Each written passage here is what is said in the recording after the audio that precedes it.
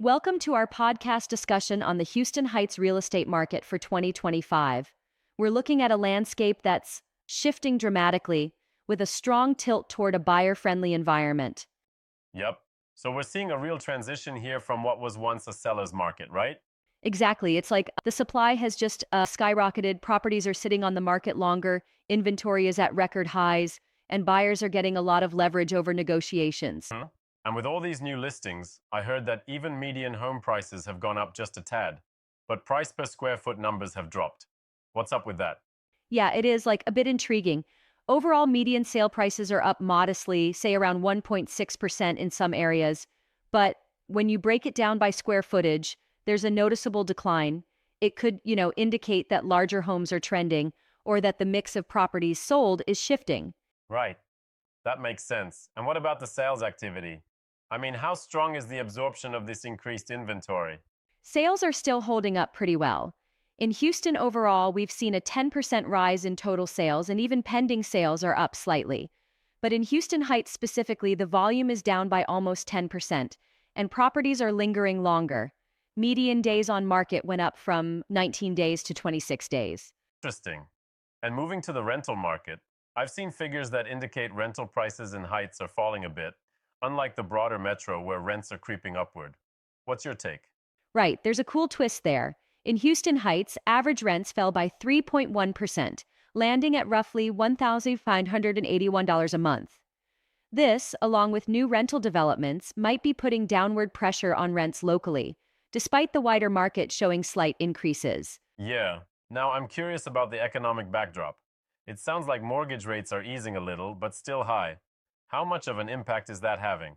Oh, absolutely. The rates are still in the 6.5%, 7% range. Even though they've slipped a bit from the highs of last year, they continue to squeeze affordability. And then there are rising insurance premiums and property taxes that really chip away at buyers' budgets. Yep. But don't you think these modest savings from a bit lower mortgage rates, say a few dollars off the monthly payment, could be entirely overwhelmed by those extra costs, like the higher taxes? That's a fair point. The modest Mm-hmm. reductions in monthly payments, like a drop from $1,826 to $1,111, are pretty tiny compared to the extra pressure from rising taxes. So while buyers might feel a bit of relief, it's really a balancing act overall. Got it. And then there's the exciting side of things too, revitalization projects, right? Mixed use developments in iconic buildings, expedited permitting, and even an upcoming manufacturing facility from Apple. Yes, exactly. These local infrastructure projects, like turning historic buildings into vibrant mixed-use environments, are set to boost neighborhood value over time.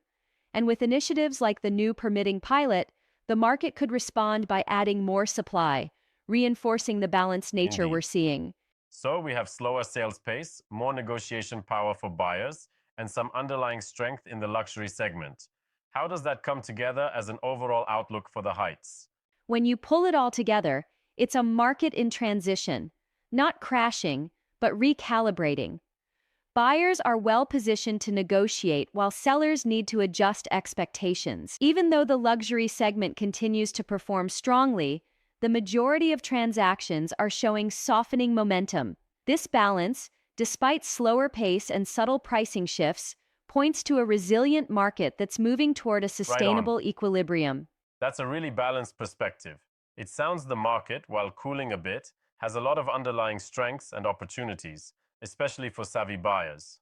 Absolutely. It's all about thoughtful, informed decisions in this evolving scene.